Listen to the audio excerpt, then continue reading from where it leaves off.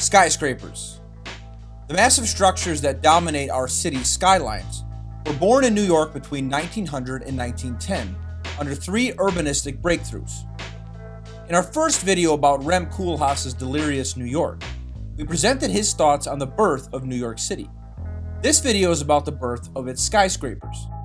So hit those like and subscribe buttons and get yourself ready for a lesson from one of the best architectural thinkers in the world.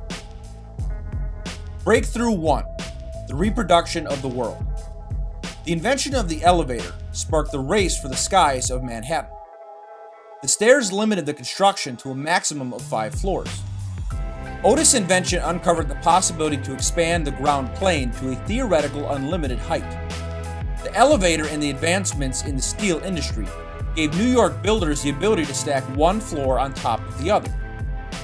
In 1909, Life magazine published a cartoon by A.B. Walker for a huge steel structure of 84 floors, where each floor is a lot by itself. This early theory represented the dream of building up and to create a stack on individual privacies.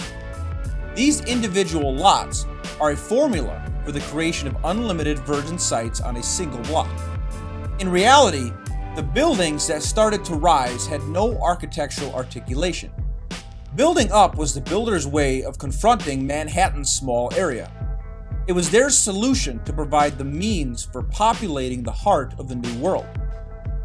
Some of these early buildings are the Flatiron, a building 22 times the size of its site, the World Tower, 30 times its site, and the Equitable Building repeating 39 times its site as well. Buildings that can accommodate up to 1,600 people. Skyscrapers became the model for building cities within cities. Breakthrough 2. The annexation of the tower. From 1853 to 1906, the towers of Manhattan served different meanings. From the Landing Tower, a project of observation only, to the Globe Tower on Coney Island, a self-contained universe. In 1908, Ernest Flagg placed a tower on top of his existing singular building. This act alone made it the most famous American building for 5 years, attracting thousands of travelers. Shortly afterwards, the Metropolitan Life Building followed Flagg's solution. They copied the Tower of Venice's Campanile on San Marco and expanded their building 39 times. At the top of this new structure, they placed a beaming light. With these 50 years of tower transformations, it finally became a building and lighthouse, flashing its lights to lure the metropolitan audience to itself. Breakthrough 3. The block alone. Following the rules of free enterprise, the builder can control an individual plot. But in 1890 and 1905, 2 projects were designed to take control of a full block. The first one was the Madison Square, which had a capacity to seat 8,000 people. And the second one is the Hippodrome, owned by the architect of Luna Park. Both projects created alternative realities. The full block was equipped with a wild range of technologies capable of manipulating and distorting existence. They established their own laws and ideologies.